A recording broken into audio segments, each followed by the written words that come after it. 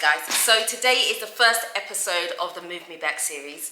I'm really hoping you guys are going to enjoy this. So today I want to talk to you about the Ghana card. Okay, so I've literally just got back from doing my Ghana cards, and whoa, what an experience it was. Like, how do I say this?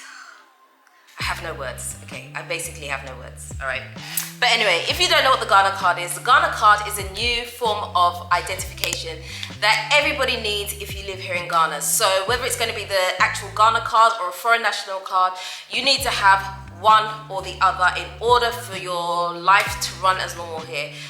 So nowadays what they're doing is it is connected to your mobile phone. So if you have a mobile phone and you have not got a Ghana card or a foreign national card, your line will be disconnected regardless of how long you've had your card for, your SIM card for. Your line is going to just be gone, okay, at the end of the month, so they say. Okay, so it's something that everyone's like rushing to do right now. So I mean, in fairness, okay, this has been happening for a while. People have known about it for at least 6 months. People have known about, you know, this is going to happen and everyone's going to have to get their card registered or get a card done.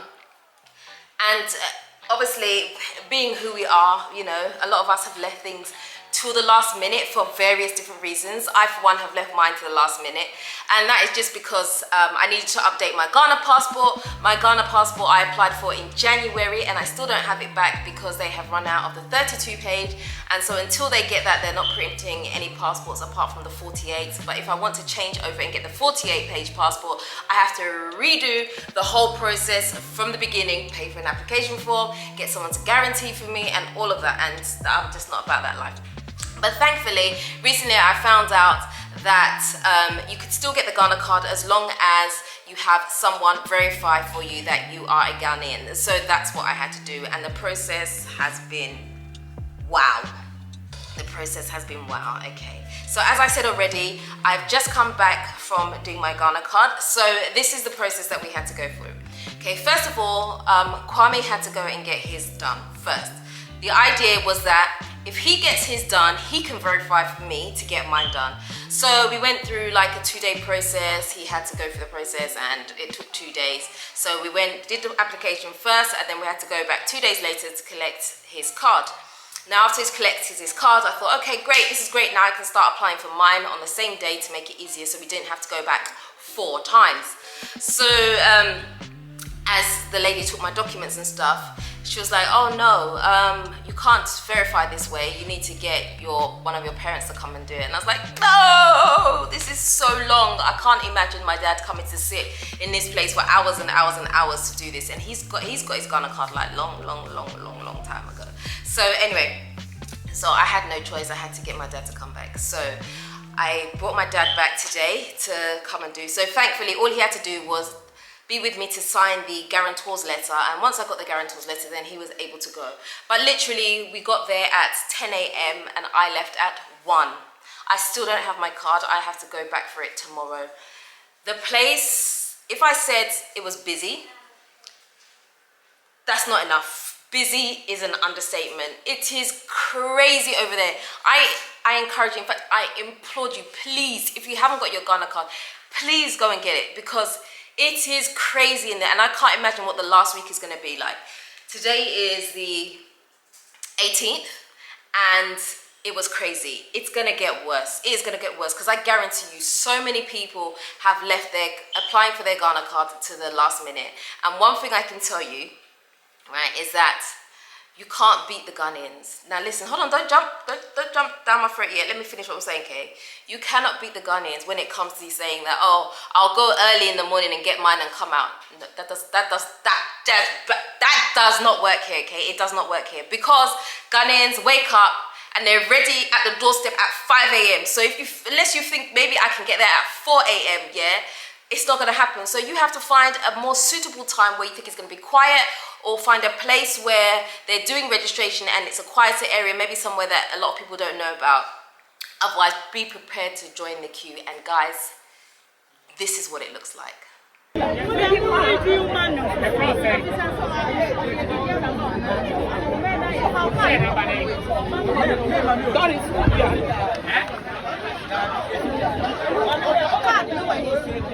Do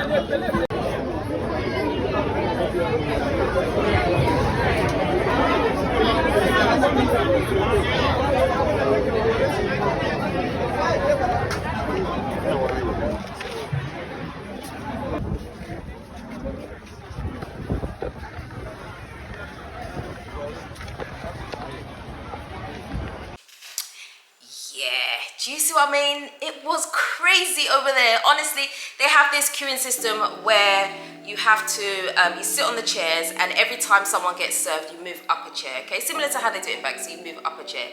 Now, underneath this one tent, right, it was just erupted. First I thought a fight was happening because there was like shouting going on everywhere. So as one person gets served and they move up a chair, everybody fights for the next chair, even though the person who is next to that chair is entitled to get in it. Everybody fights for that one chair. So it was like breaking out and shouting, like it was crazy. Even I was like, oh my gosh, what's going on here? It was like like we had been there before and it had never been that crazy. Today was crazy. Like I have never seen the place that busy before. In fact, who called me to go on a Friday? Listen, who told me that Friday would be a very good day to go and get my Ghana card? Like, I called myself and I was wrong. I will never do that again. Friday is the worst day to do anything here in Ghana. Everywhere is choke. Even to get there was choke. I mean, it's too much. It really is too much. So, in fact, I actually witnessed something on the way out, okay? There was this guy and he had parked his motorbike in a certain place that he's not supposed to park it. And then an argument started. Like, this older gentleman was going to fight the guy on the motorbike because he should not park his bike there, and he was using his thing and he was going to, the baton, he was going to hit him with it. Like, I just stood there like in amazement. I was just watching. I was like, this guy's serious. Like, it's I don't know, like you see people and they're arguing, but this one was like close contact, and because the guy was an older gentleman, I was really shocked to see that he was like ready, like if some of the women around hadn't stopped him, he was going to deal with the guy on the bike, seriously, because he's not supposed to park his bike there.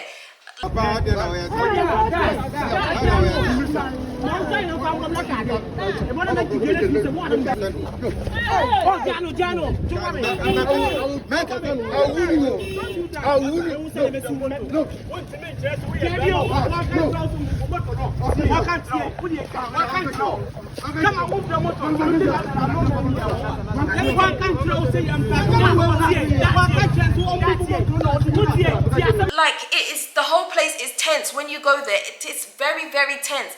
People are upset. People, in fact, one of the days we went there, when I went with Kwame to do his, a guy said he's been there like for 3 days. He said he's been there for 3 days. They keep telling him to go and come for something, go and come for something.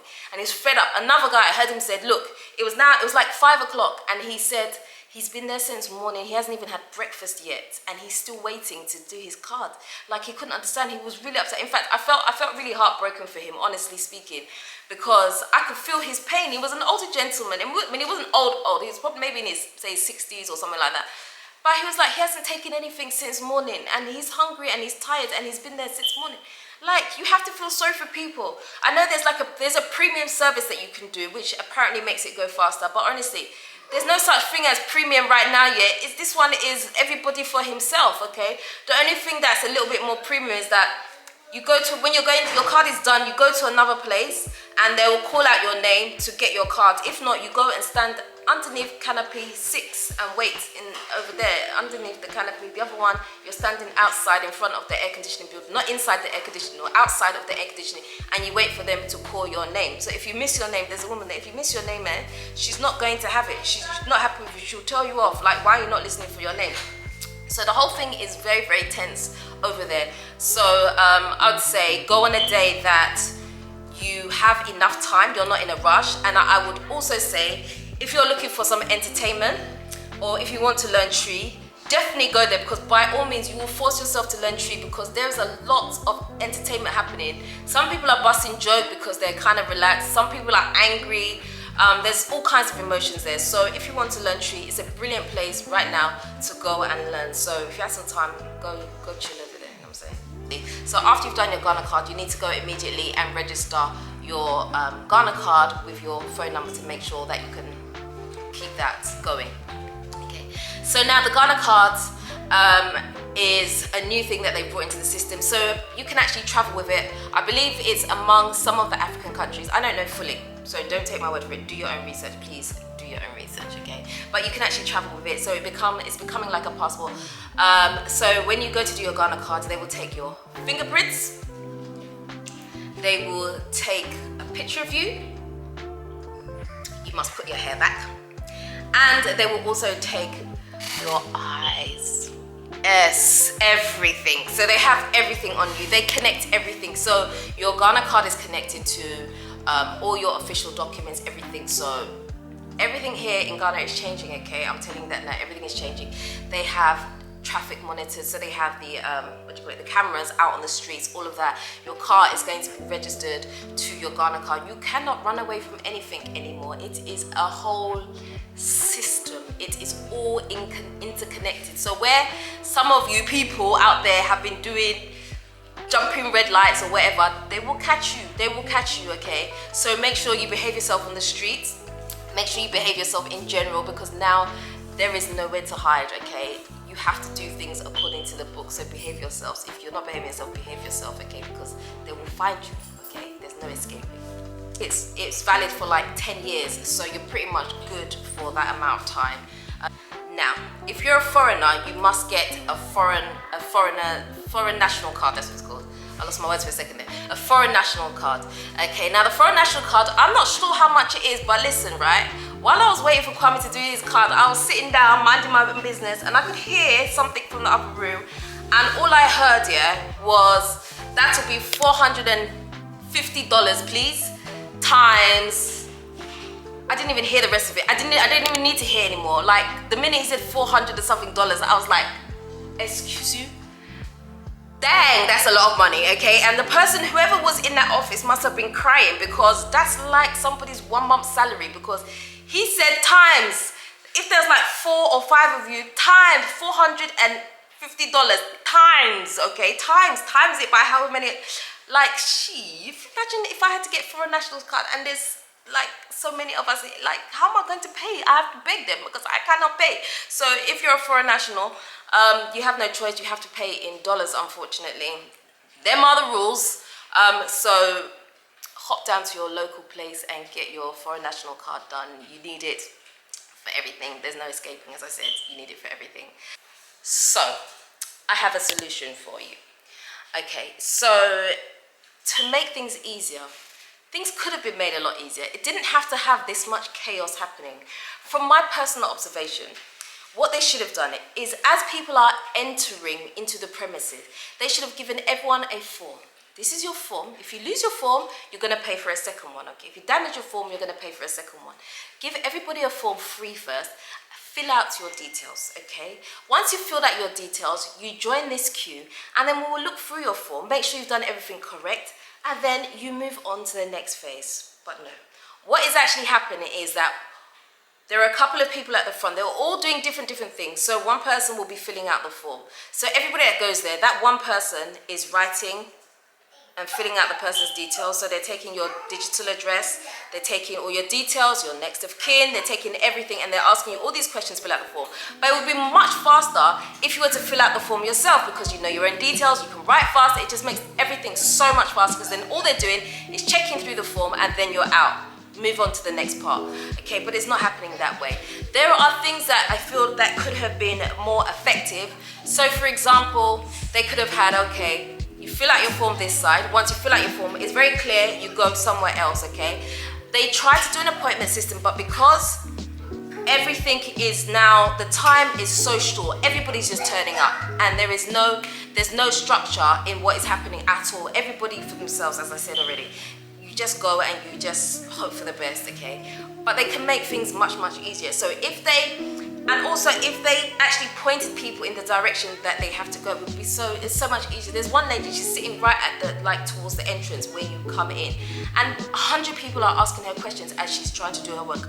You come in, she's basically the first person on the side that you will see, and you know that she works there.